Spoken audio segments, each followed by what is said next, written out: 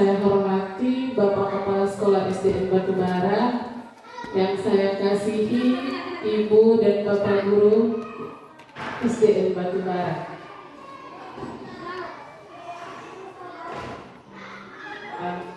Marilah kita panjatkan puja dan puji syukur atas kehadirat Allah Subhanahu wa Ta'ala yang telah memberikan nikmat dan hidayahnya sehingga yang berjudul implementasi budaya positif melalui kesepakatan kelas di Sekolah SDN Batubara yang akan disampaikan oleh Ifrisan Hussein SPDGR, calon guru penggerak Kabupaten Ende, unit kerja SDN Batubara. Kepada Bapak kami persilakan.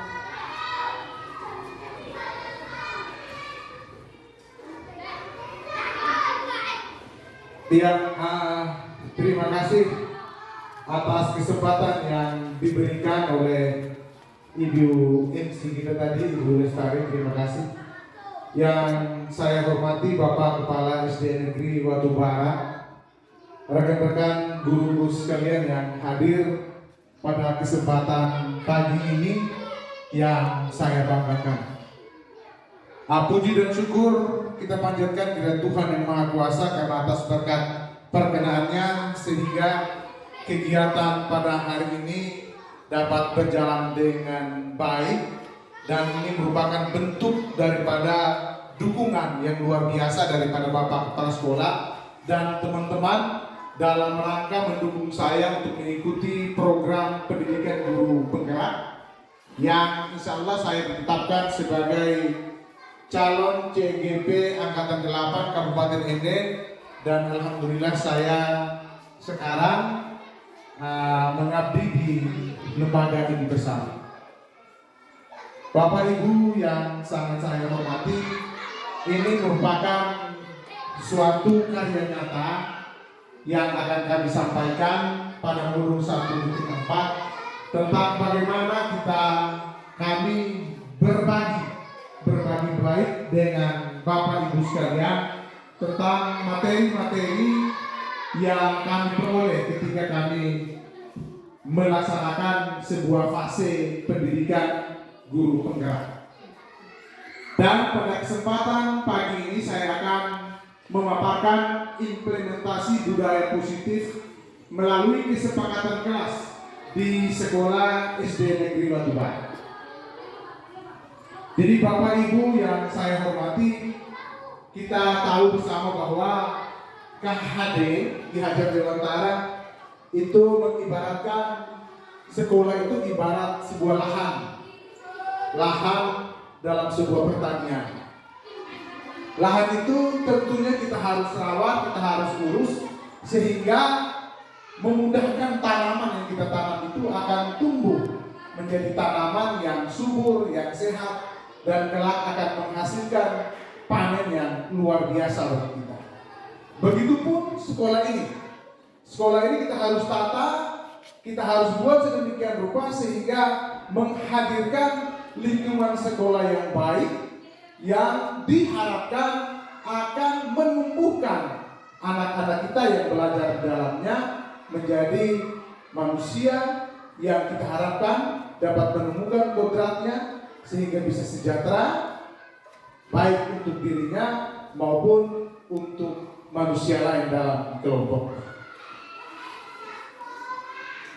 Ya, dalam konsep budaya positif kita harus melihat 7 dasarnya. Yang pertama adalah perubahan paradigma belajar, yang kedua disiplin positif dan nilai kebajikan, yang ketiga motivasi perilaku manusia, yang keempat keyakinan kelas, kelima kebutuhan dasar manusia, dan yang keenam posisi kontrol restitusi, dan yang ketujuh adalah segitiga restitusi.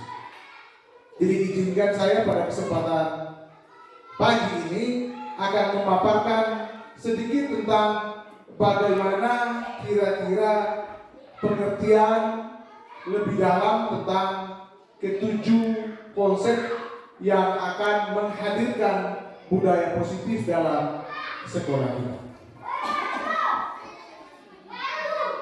Ya, perubahan paradigma belajar. Di sini kita lihat ada gambar Bapak Ki Hajar Dewantara. Bapak Ki Hajar Dewantara itu berpendapat bahwa pendidikan itu harus saling berpegang teguh pada kodrat alam maupun kodrat zaman.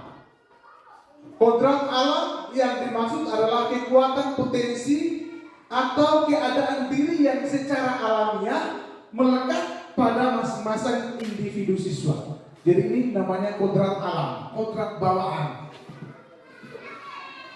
Kemudian kodrat zaman juga merupakan kekuatan atau potensi atau keadaan diri yang terus berubah. Dia terus berubah sesuai dengan kondisi sosial, kondisi budaya, dan kondisi perkembangan zaman. Kemudian beliau mengibaratkan seperti awal tadi saya sampaikan, sekolah itu diibaratkan sebagai tempat untuk bercocok tanam, sehingga guru harus mengusahakan sekolah itu menjadi lingkungan yang menyenangkan, menjadi tempat berlindung bagi murid dari hal-hal yang tidak baik. Jadi ditekankan sekolah harus menjadi tempat untuk berlindung bagi murid terhadap hal-hal yang tidak baik. Dengan demikian diharapkan karakter murid itu akan bertumbuh dengan baik. Jadi ini kita bawa dulu pemikiran kita tentang bagaimana harapan Ki Hajar Dewantara terhadap pendidikan, bagaimana harapannya terhadap sekolah ini sebagai tempat lingkungan daripada siswa-siswa kita belajar. Kemudian di sini ada seorang tokoh dunia yang bernama Stephen Covey pada tahun 1991 yang mengatakan begini: jika kita ini ingin membuat kemajuan secara perlahan, kemajuannya perlahan, dia sampaikan, ubahlah sikap atau perilaku kita. Tetapi jika kita ingin memperbaiki cara utama untuk memperbaiki diri kita, ubahlah cara kita untuk melihat bagaimana dunia ini. Ubahlah cara Anda berpikir tentang manusia, ubahlah paradigma Anda, ubahlah paradigma Anda. Jadi kalau kita mau berubah secara perlahan, kita ubah sikap atau perilaku kita. Tetapi kalau kita ingin memperbaiki secara menyeluruh, maka kita bagaimana kita melihat dunia, bagaimana kita melihat manusia-manusia lain yang beradaptasi dengan kita, dan kita harus merubah cara berpikir kita. Jadi ini dalam hal ini dia sampaikan ada perubahan paradigma belajar. Stimulus respon tentang dunia, teori kontrol tentang dunia. Jadi ini yang kita selama ini berpikir tentang dunia. Kemudian harapannya setelah ada paradigma kita harus berpikir dunia itu tentang seperti ini. Misalnya, realitas sekarang kebutuhan kita itu sama. Kita berpikir bahwa kebutuhan itu kita sama. Tapi sementara realitas kebutuhan masing-masing kita itu berbeda-beda. Ya, saya rasa mungkin ini poin pertama kita sudah masing-masing paham. Yang kedua, semua orang melihat hal yang sama.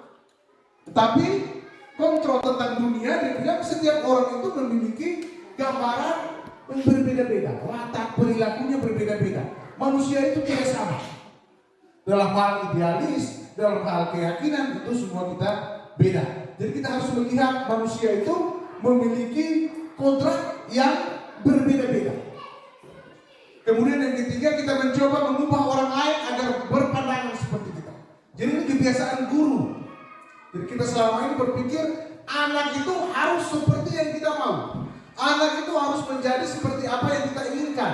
Dia harus bisa begini, dia harus bisa begitu. Itu pandangan kita selama ini. Jadi yang seharusnya adalah kita harus berusaha memahami dia dulu. Kita harus memahami dulu dia punya pandangan tentang bagaimana cara dia melihat dunia ini. Ini seperti itu.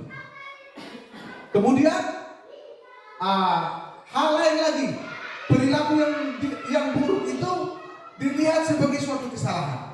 Jadi selama ini kita melihat bahwa ketika ada siswa kita yang melakukan hal-hal buruk, itu kita anggap itu salah. Selama ini, yang dia mau adalah semua perilaku itu memiliki tujuan. Misalnya, caranya saja yang berbeda. Sebuah contoh konkret misalnya, hari ini saya mau makan telur.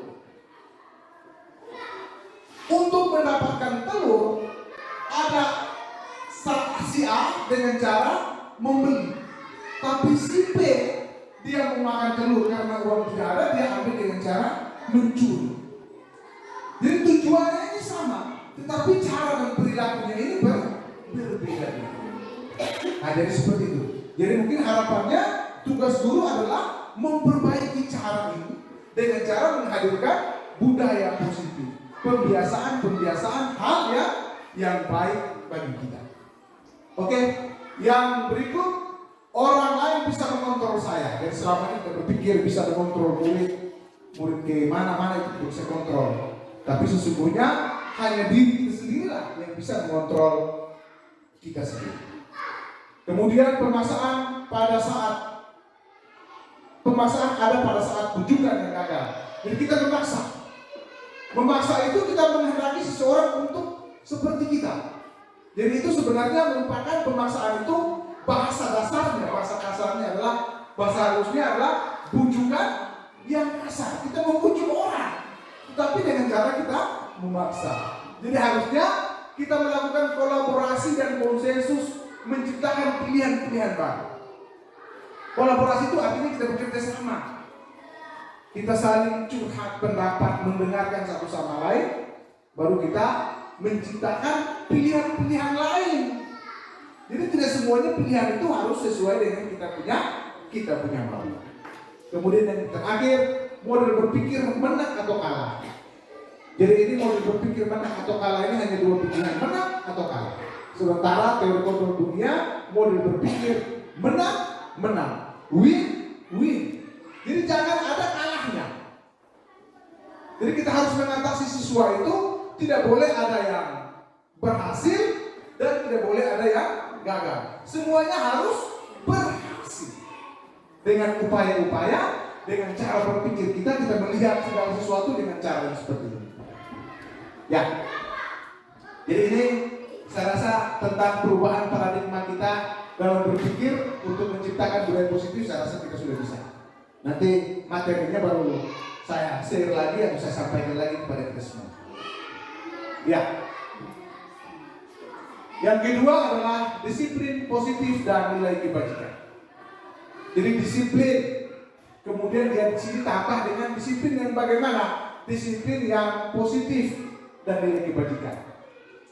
Ini ahli yang bernama Diana Gosen, dia menyatakan begini, disiplin itu dari bahasa Latin yang artinya disiplina, yang berarti belajar. Disiplin itu sesungguhnya belajar. Kata disiplinnya juga berasal dari akar kata yang sama, disipel atau murid atau pengikut. Diana juga menyatakan bahwa disiplin juga berkonotasi dengan disiplin diri siswa.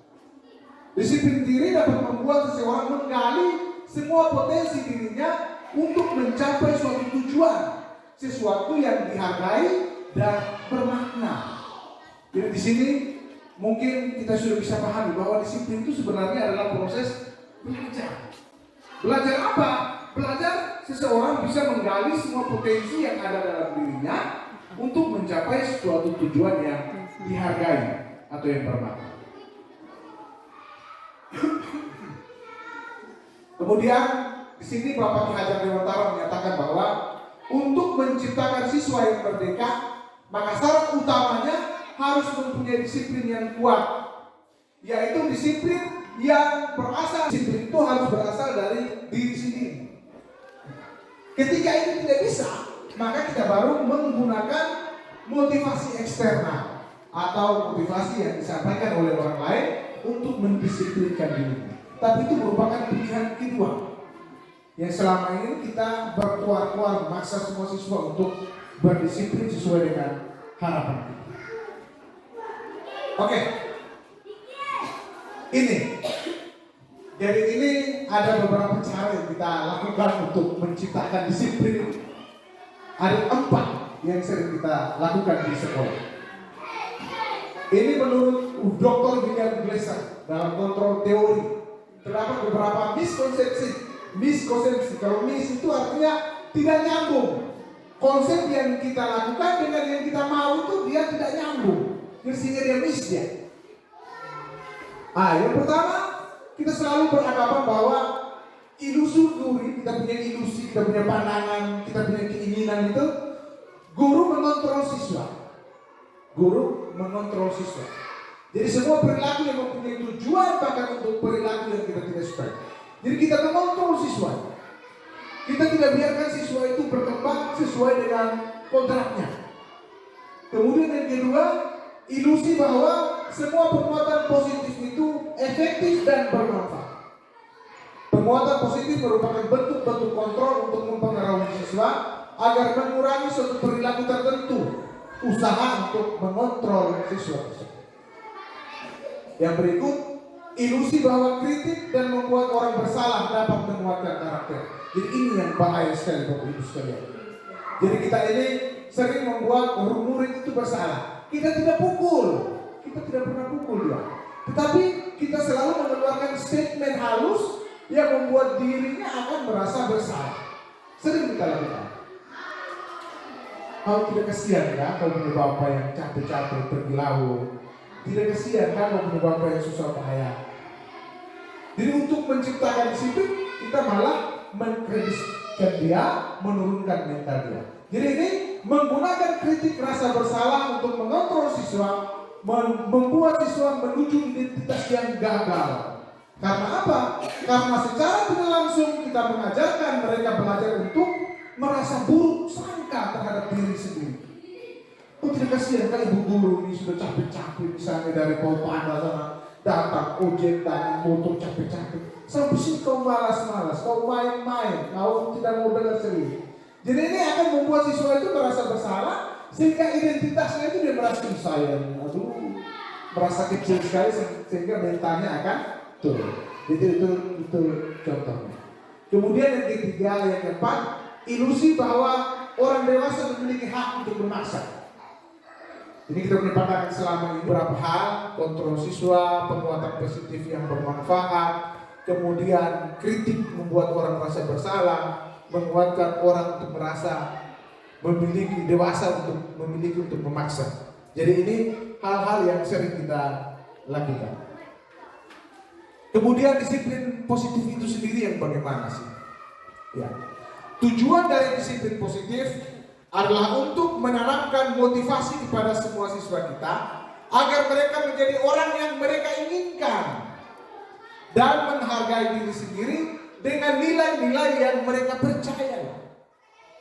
Jadi ini disiplin sesungguhnya itu kita memberikan motivasi, kita memberikan arahan, kita memberikan semangat agar mereka itu menjadi orang yang mereka inginkan. Pasti semua siswa itu mau mereka seperti apa. Jadi kita tinggal arahkan saja mereka. Mau jadi ini, mau jadi itu. Ya. Oke. Yang berikut, motivasi itu sesungguhnya berasal dari diri internal siswa.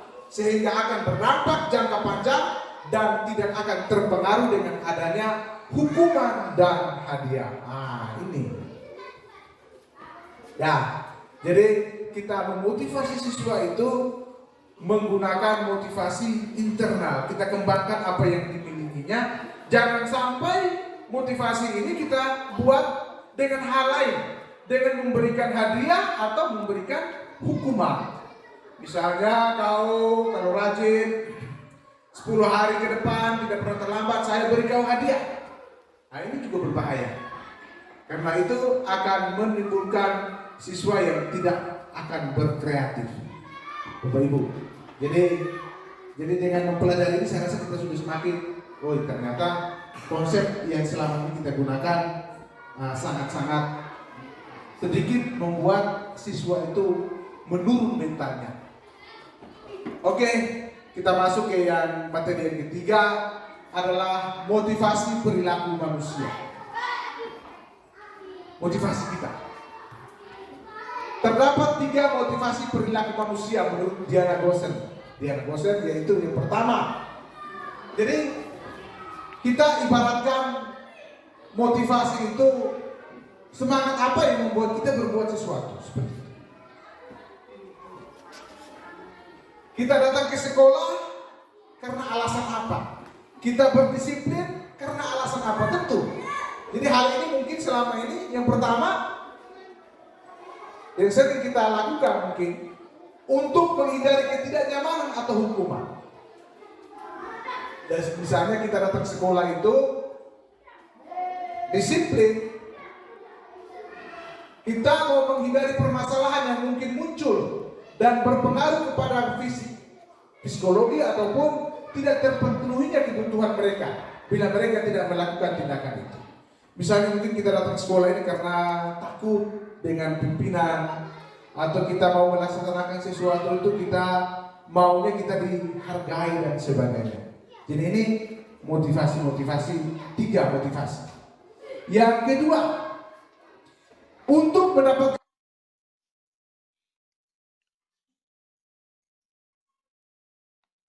sehingga dia terus merasa identitasnya akan menurun. Yang ketiga, kita memposisikan diri sebagai teman. Biasanya, ini juga sering. Dalam posisi ini guru tidak akan menyakiti murid. Dia tidak pukul, kita tidak pukul mereka.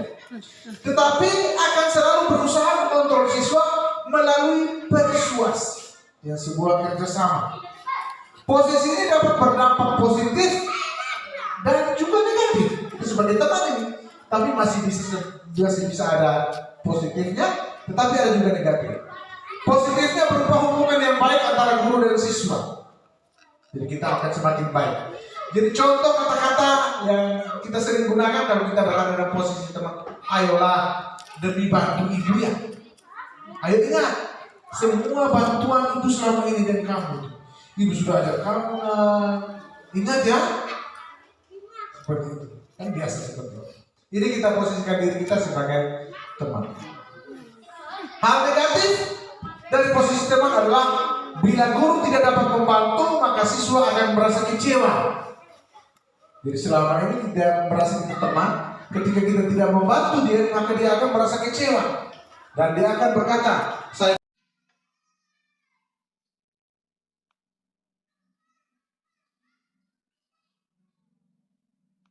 Oke Bapak Ibu, yang ketiga, untuk menjadi orang yang mereka inginkan dan menghargai diri sendiri dengan nilai-nilai yang mereka percaya. Jadi inilah posisi kontrol yang diharapkan oleh kita semuanya. Motivasi diri kita yang diharapkan. Jadi orang atau melakukan sesuatu karena nilai-nilai yang mereka yakini dan hargai. Motivasi ini akan membuat orang mempunyai disiplin positif karena motivasinya berasal dari internal.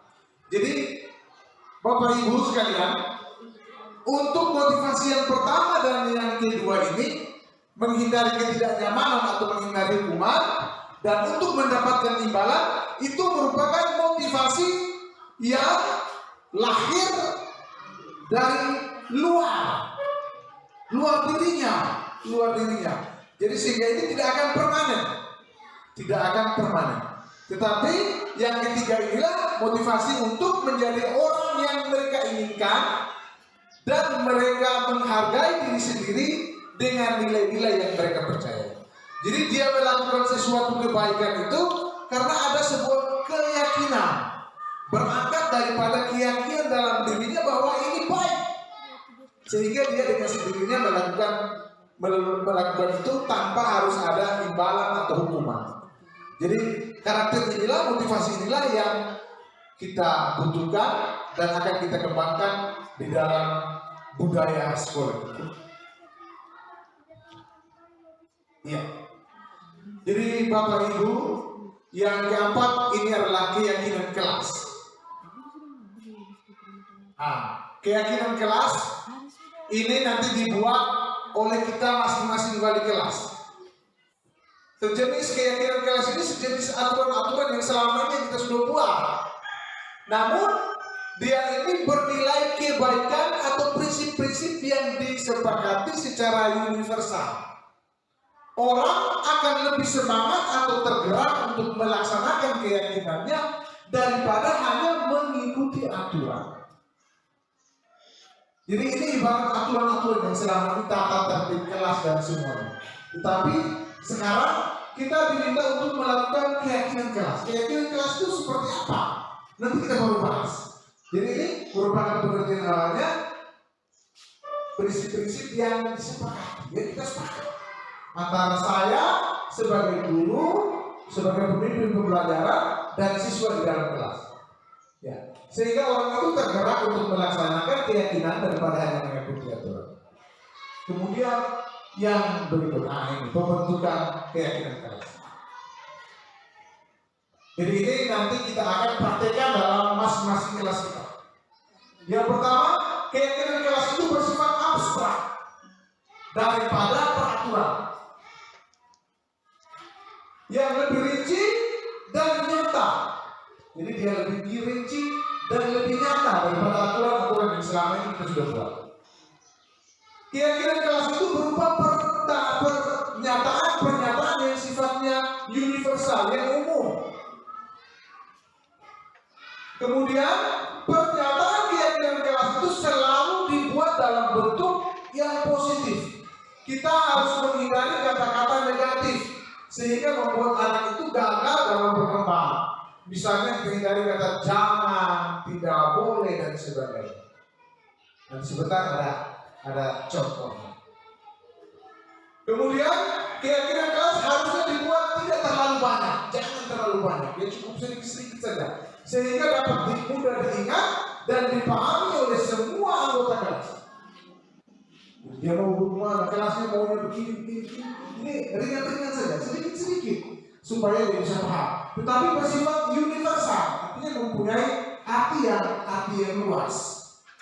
Oke, kemudian keyakinan kelas itu hendaknya sesuatu yang dapat diterapkan. Jadi aturan yang kita buat itu hendaknya kita sendiri merasa bahwa siswa kita bisa melaksanakannya. Jadi siswa kelas 6 tentunya beda, siswa kelas 1 2 tentunya beda dalam pembuatan keyakinan kelas ini. Jadi kita berusaha supaya kita bisa menerapkannya.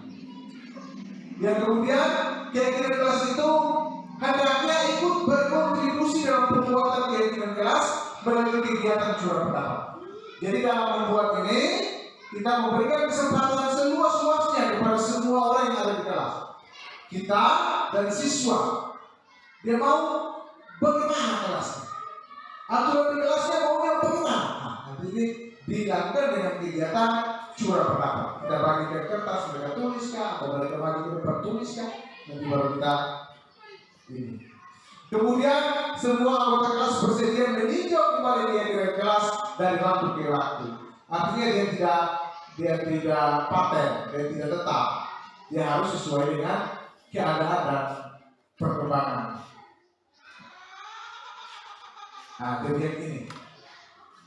Bagaimana cara untuk menentukan langkah-langkah pembuatan keyakinan kelas?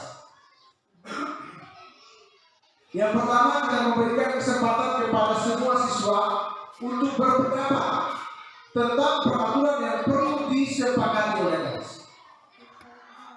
Ya.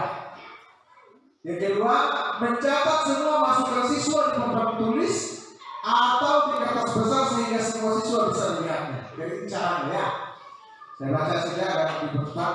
Penyusunan kegiatan kelas sesuai dengan prosedur pembentukan keyakinan kelas. Ubahlah kalimat negatif menjadi kalimat positif.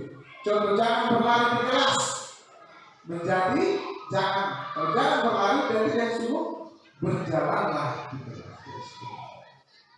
Kemudian meninjau kembali daftar pendapat yang telah dicatat. Kemudian mengajak siswa untuk mencari nilai kebajikan atau keyakinan yang menjadi inti peraturan tersebut.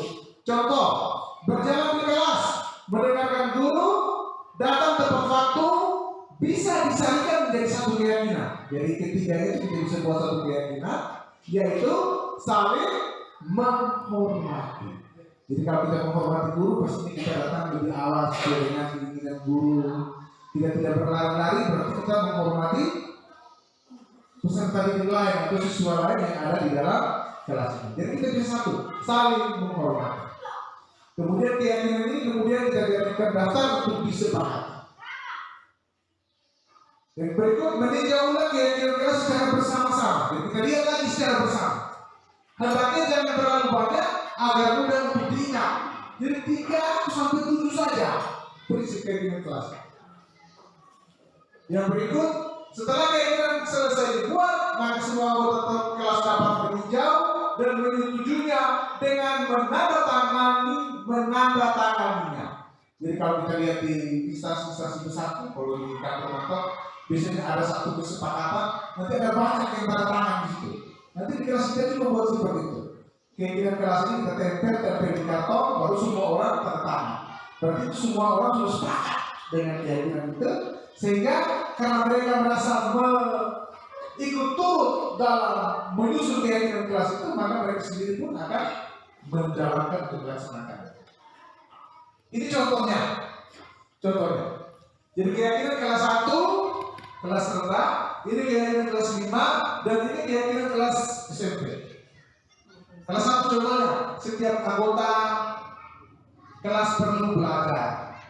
Setiap anggota kelas perlu senang, perlu melakukan tugas, saling menghargai dan sebagainya. Yang kelima itu dari kata-kata yang lebih sedikit. Bersikap positif, sentiasa menjadi diri yang terbaik, percaya dan menghormati orang lain dan sebagainya. SMP-nya juga lain. Nanti ada beberapa metode, ada metode T, metode lingkaran yang akan kita gunakan untuk membuat keyakinan kelas.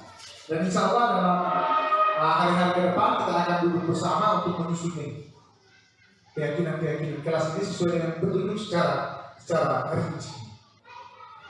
Oke, Bapak Ibu, itu tadi tentang keyakinan kelas. Kemudian kita masuk ke yang kelima, kebutuhan dasar manusia. Bagi saja, bagi semua guru-guru. Bagi. Oke, yang kelima. Yang kelima ini kebutuhan dasar manusia. Jadi dalam berproses tentunya kita harus tahu kira-kira apa kebutuhan utama daripada manusia. Kita sebagai guru kita harus tahu kebutuhan siswa itu sendiri.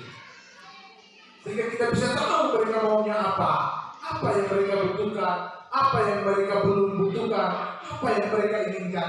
Jadi pada dasarnya ada 5, Bapak Ibu. Ada 5. Yang pertama kebutuhan bertahan hidup. Jadi ini sudah pasti ini merupakan kebutuhan yang bersifat fisiologis untuk bertahan hidup. Misalnya kesehatan, rumah, makanan, ini kebutuhan primer kita. Yang kedua kebutuhan cinta dan kasih sayang.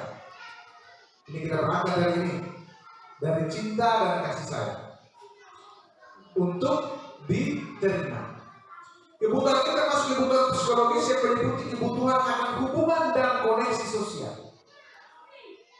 Kebutuhan untuk memberi dan menerima kasih sayang, kebutuhan untuk merasa menjadi bagian dari suatu kelompok, dan kebutuhan untuk tetap terhubung dengan orang lain. Siswa mempunyai kebutuhan cinta dan kasih sayang yang tinggi. Biasanya mereka itu ingin disukai dan diterima oleh lingkungannya, kemudian akrab dengan orang tuanya, akrab dengan gurunya, biasanya belajar lebih suka dengan gurunya, menganggap penting teman sebaya, dan mereka suka belajar kelompok. Jadi ini Bapak Ibu merupakan kebutuhan yang kedua, kebutuhan cinta dan kasih sayang. Jadi setelah bertahan hidup, kita harus menghadirkan cinta dan kasih sayang di dalam ruang belajar kita, sehingga anak-anak itu senang ketika kita bersama dengan kita. Kemudian kita harus menumbuhkan keinginan anak yang lain bahwa mereka harus diterima dalam satu kelompok. Mereka tidak disisihkan, atau mereka tidak merasa dipojokkan, atau mereka merasa tidak diterima dalam kelompoknya. Untuk itu sering-seringlah membuat kelompok-kelompok belajar di kelas, sehingga mereka bisa memenuhi daripada kebutuhan cinta dan kasih sayang dan kebutuhan hidup ini. Kemudian yang ketiga kebutuhan penguasaan. Kebutuhan penguasaan atas kemampuan. Jadi ini dia harus memiliki kebutuhan penguasaan, Kebutuhan ini berkaitan dengan kekuatan untuk mencapai sesuatu, menjadi terampil, menjadi kompeten, diakui atas prestasi dan keterampilannya, didengarkan memiliki cara untuk menghargai harga dirinya. Siswa yang mempunyai kebutuhan pengakuan yang tinggi ini biasanya akan selalu ingin menjadi pemimpin. Dia mau dia jadi pemimpin, suka mengamati sebelum mencoba hal baru, dan dia akan merasa kecewa jika melakukan kesalahan. Rapi, sistematik, dan ingin menjadi selalu yang terbaik. Jadi apabila ada siswa-siswa yang begini, maka yang dia inginkan itu kebutuhan daripada penguasaan. Kemudian yang keempat, kebutuhan akan kebebasan, freedom, dia mau bebas. Jadi seorang anak itu dia butuh kebebasan, kebutuhan akan mandiri, dia harus mempunyai pilihan atau dia dapat mengendalikan arah hidup seseorang. Siswa yang mempunyai kebutuhan kebebasan yang tinggi untuk menginginkan pilihannya, perlu banyak bergerak dan suka coba-coba. Dia tidak terlalu terpengaruh oleh orang lain, suka hal-hal yang baru dan menarik. Jadi dalam kelas kadang-kadang ketika kita memberikan pembelajaran yang monoton, contohnya cara monoton, kita lihat ada beberapa siswa yang sudah mulai bernyaman. Dia mulai melakukan hal-hal lain, dia tidak mau mendengarkan. Itu kenapa Bapak Ibu? Karena kita sudah tidak memenuhi dia kebutuhan ini. Ya, kebutuhan bebasnya ini kita sudah akan. Sehingga dia sudah cari hal-hal lain, dia mulai ribut segala macam. Jadi kita harus paham bahwa dia juga butuh kebebasan. Kemudian yang kelima, kebutuhan kesenangan, fun. Ini merupakan kebutuhan untuk mencari kesenangan. Di dalam kelas itu disarankan untuk selalu menyenangkan, bermain, tertawa. Siswa dengan kebutuhan kesenangan yang tinggi biasanya akan menikmati apa yang dia lakukan. Dia berkonsentrasi untuk melakukan hal yang dia senangi. Dia sukai permainan, sukai mengoleksi barang, dan suka akan hal-hal yang lucu atau bergurau. Jadinya ada 5 kebutuhan manusia. Dan Bapak Ibu sekalian, apabila kebutuhan manusia ini tidak bisa terpenuhi, maka dia akan cenderung melakukan hal-hal yang negatif untuk memenuhi kebutuhannya. Kadang-kadang anak-anak suka menangis keseringan, cengeng. Itu sebenarnya dia membutuhkan yang ini, Bapak Ibu. Kebutuhan cinta dan kasih sayang. Jadi kita guru harus bisa memahami anak dan karakter ini. Berarti kita harus berikan ini, cinta dan kasih sayang. Dia butuh perhatian. Kadang-kadang anak-anak yang mau dia menjadi pemimpin, dia dapat mengendalikan orang lain, dia itu masuk dalam kebutuhan ini.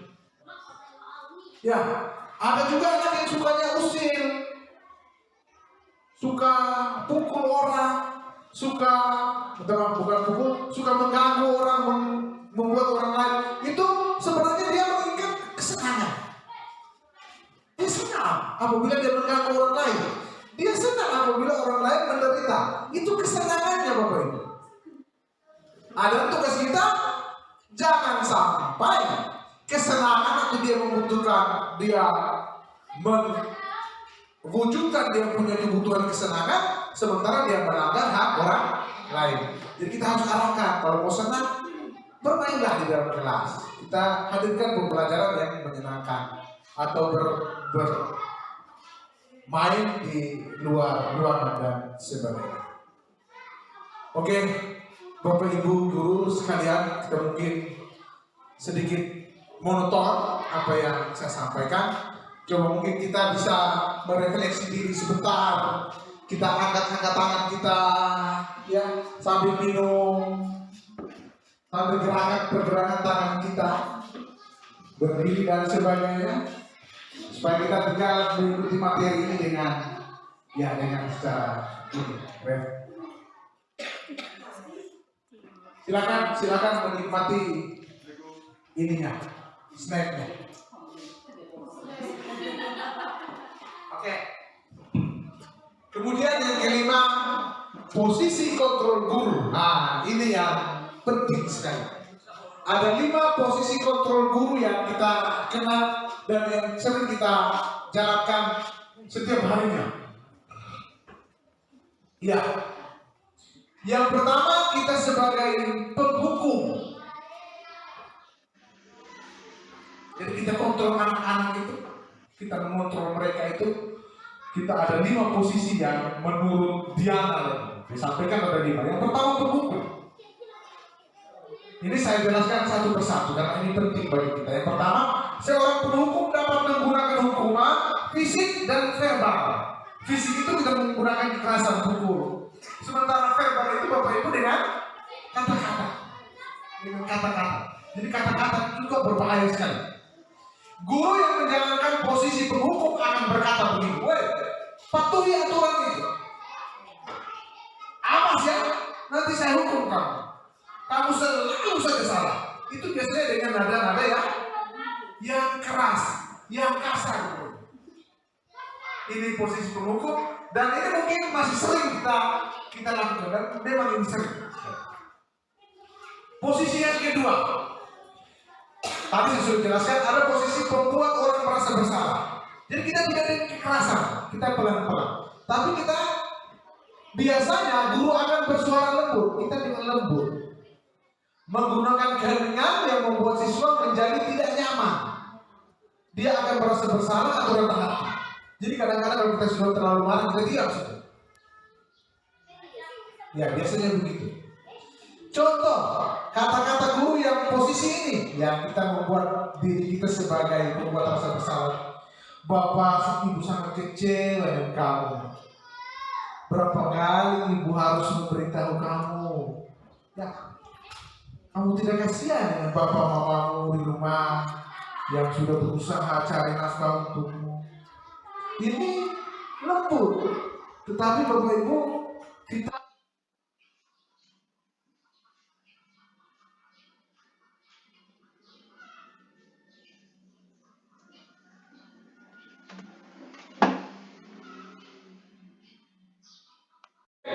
yang keempat adalah posisi monitor, kita pemantau.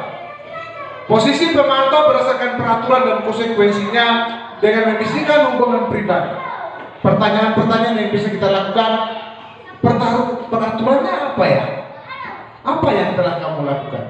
Misalnya kita menanyakan kembali ke dia, kau terlambat, kira-kira peraturan sekolah itu seperti apa ya? Bagaimana? Kalau melanggar ini, kira-kira apa sanksinya? Itu kita sebagai pengontrol.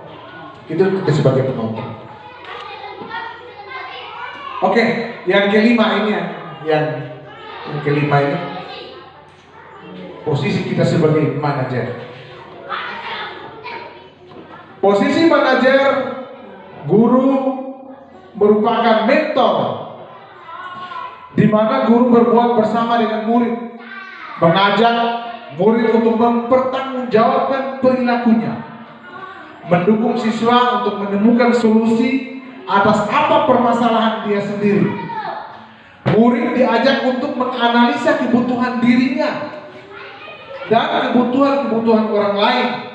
Yang terpenting adalah kolaborasi dengan siswa. Jadi kata-kata yang sering kita gunakan kalau kita mengambil posisi kontrol sebagai manajer, bertanya, apa yang kita yakini? Jadi tadi kan sudah ada materi keyakinan kelas, misalnya disiplin. Contohnya, apabila dia datang terlambat, maka hal pertama kita kalau mengambil posisi ini, kita tanya dia, misalnya Brian, apa yang kau yakini? Yang kita sudah sama-sama ketemu. Pasti dia akan bilang, oh ya disiplin. Oh ya. Jadi apa yang kamu yakini? Kemudian jika kamu meyakininya bahwa disiplin itu ada, apakah kamu bisa memperbaikinya? Nah, kemudian pertanyaan lanjutnya, jika kamu mau memperbaikinya, hal ini menunjukkan apa tentang dirimu? Kemudian apa rencanamu untuk memperbaikinya? Jadi kita guru, Bapak Ibu guru, itu kita diharapkan untuk bisa menjadi posisi keempat atau kelima. sebagai monitor, pemantau, ataupun manajer. Tetapi yang lebih diharapkan lagi, kita harus mengambil posisi sebagai manajer. Kita berkolaborasi dengan siswa untuk memperbaiki dia punya tingkah laku sehingga dia kembali pada karakter awal. Ya, seperti itu. Jadi seorang manajer tidak untuk mengatur perilaku siswanya, tetapi untuk membimbing murid agar dapat mengatur dirinya. Tujuan dari 5 posisi kontrol guru terhadap siswa adalah mencapai posisi manajer, di mana pada posisi ini siswa dapat menjadi pribadi yang mandiri, merdeka, bertanggung jawab atas segala perilaku dan sikapnya, yang pada akhirnya dapat menciptakan lingkungan yang positif dan aman. Oke. Kemudian kita masuk pada posisi kontrol restitusi. Ini restitusi. Ini apa? Restitusi sebagai sebuah cara untuk menanamkan disiplin yang positif terhadap siswa. Menurut Gosen, restitusi merupakan proses untuk menciptakan posisi bagi siswa untuk memperbaiki kesalahan mereka, sehingga mereka bisa kembali kepada kelompoknya dengan karakter yang lebih kuat. Jadi kita melakukan tindakan kontrol dengan harapan mereka dapat memperbaiki mereka punya kesalahan dan mereka kembali kepada kelompoknya, kelompok belajarnya dengan karakter yang lebih kuat. Ini restitusi. Restitusi dapat membantu siswa menjadi yang mempunyai tujuan, disiplin positif, dan memulihkan dirinya ketika berbuat kesalahan. Dan restitusi menguntungkan korban dan si pembuat merasa bersalah. Jadi dengan metode ini Bapak Ibu semuanya, kita akan membuat orang pelaku dan korban itu tidak rugi. Mereka akan win, selalu untung. Jadi ini sering dikenal dengan istilah yang namanya win-win solution. Artinya kita menyelesaikan tidak merugikan satu pihak atau untuk satu pihak saja, tapi dua-duanya untung. Oke. Ciri-ciri restitusi seperti dalam tamen ini, ya. Restitusi itu mungkin kita semua bisa lihat. Ini dia punya ciri-cirinya. Ya, mungkin saya bisa lanjut. Menguatkan siswa. Jadi itu merupakan penyebaran daripada restitusi sendiri atau pengertian dari restitusi. Nah, yang ini cara menerapkan restitusi itu kita mengenal dengan cara segitiga restitusi. Yang pertama, kita menstabilkan identitas, validasi tindakan yang salah, menanyakan keyakinan.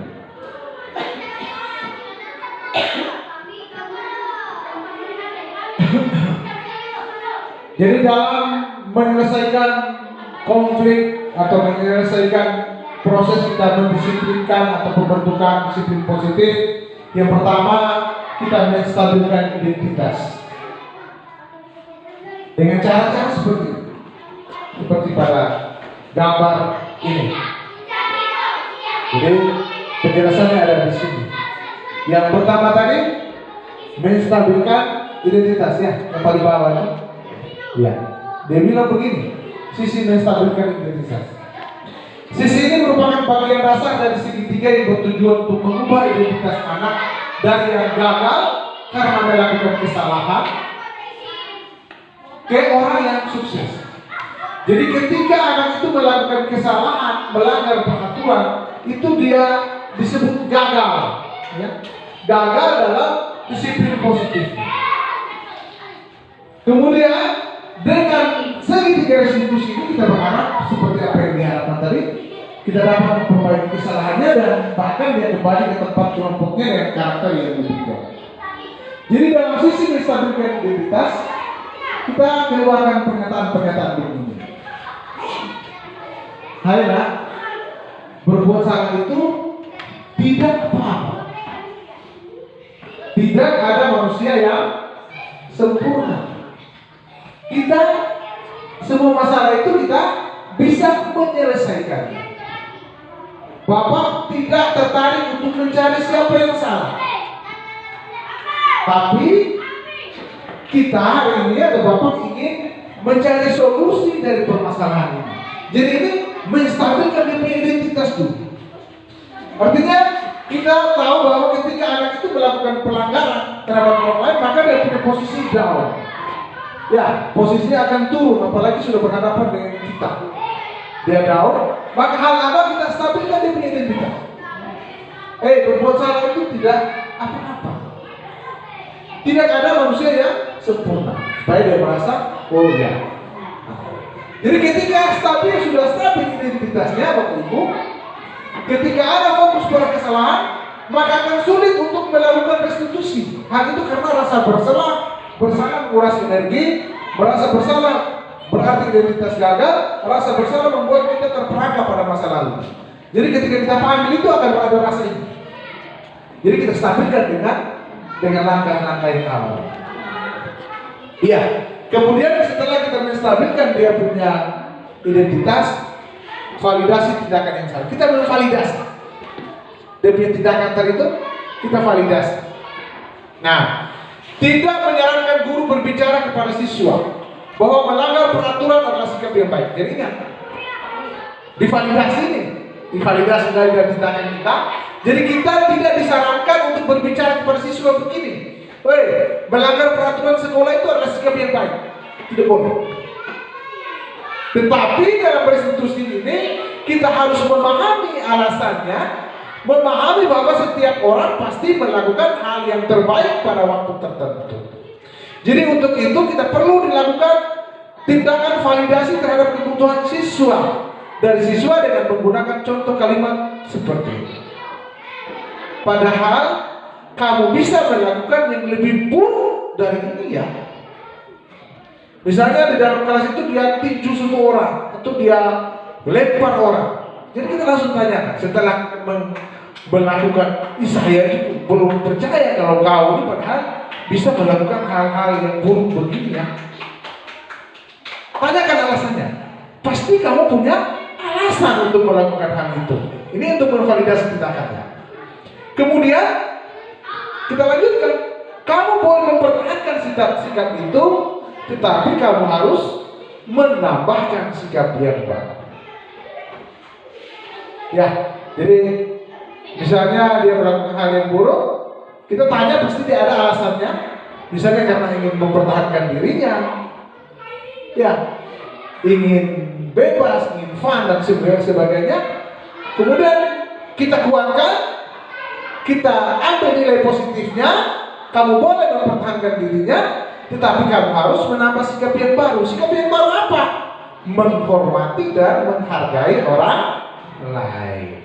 Jadi ini kita sudah memvalidasi tindakan yang salah. Nilai positifnya dia mempertahankan dirinya, tetapi kamu harus tambah dengan sikap yang lain, menghormati orang lain. Jadi ini saya rasa kita sudah memahaminya. Dan ini yang ketiga, yang terakhir mungkin kita menanyakan keyakinan. Jadi setelah kita memvalidasi dari tindakannya yang salah, kita tanya keyakinan. Setelah melalui langkah 1 dan 2 di atas, maka anak telah siap untuk dihubungkan dengan nilai-nilai yang tidak dipercaya dan berpindah menjadi orang yang diinginkan. Contoh pertanyaan yang dapat kita gunakan yaitu, apa yang kita percaya sebagai kelas atau keluarga? Kita dalam kelas itu apa yang kita percayai dalam pembentukan keyakinan kelas tadi. Jadi di situ kan ada nilai-nilai positif sudah yang ada di sana, saling menghormati, menghargai, disiplin dan sebagainya. Jadi dia sebutkan semua apa nilai-nilai umum yang kita telah sepakati yang umum. Kemudian kita tanyakan, kamu mau jadi seperti apa? Jadi ini tindakan-tindakan dalam segi 3 restitusi ini merupakan cara yang terbaik yang diinginkan dalam budaya positif kita untuk menyelesaikan masalah-masalah yang ada di dalam siswa kita, khususnya untuk membentukan disiplin siswa kita. Jadi marilah kita menyadari bahwa di dalam hidup ini ada kebutuhan dasar kita. Kemudian ada posisi kontrol yang selama ini kita yakini. Kemudian ada jalan untuk bagaimana kita menyelesaikan masalah dengan cara-cara yang akan mengembalikan anak itu menjadi anak yang luar biasa. Mari sama-sama kita merubah pemikiran kita, paradigma berpikir kita tentang bagaimana membangun budaya sekolah ini. Mari kita berpikir tentang dunia secara luas, memikirkan tentang orang lain, kita gali kekuatan dan kita mimpi dan mewujudkannya, sehingga sekolah kita ini menjadi sekolah yang layak, yang menjadi lingkungan yang baik sebagai tempat bertumbuhnya peserta didik kita, sehingga kelak mereka tumbuh itu menjadi siswa yang diharapkan. Tentunya kita punya mimpi bahwa ketika mereka keluar dari sini, mereka mempunyai karakter baik, mereka berinovatif, mereka berkreatif, bernalar kritis, berkebinekaan global dan sebagainya. Dalam profil pelajar teknisnya sudah didapat. Jadi kita punya mimpi itu. Untuk itu mari kita bangun suasana, kita bangun lingkungan ini menjadi sebuah tempat yang paling bagus untuk pertumbuhan mereka sendiri. Semoga usaha dan keyakinan kita ini kita dapat wujudkan dengan niat yang tulus dan kita berkolaborasi di dalamnya, sehingga impian perwujudan dan para cita-cita kita ini dapat berjalan dengan baik. Akhirnya saya akhiri dengan mengucapkan terima kasih. Semoga bermanfaat bagi kita semuanya. Saya ucapkan terima kasih yang setinggi-tingginya untuk Bapak Kepala Sekolah SD Batubara dan teman-teman guru yang sudah bersedia berbagi praktik baik pada hari ini. Semoga bermanfaat bagi kita. Akhirul kalam, wabillahi taufiq wal hidayah. Wassalamualaikum warahmatullahi wabarakatuh. Salam dan bahagia untuk kita semua. Oke, Bu Tarik.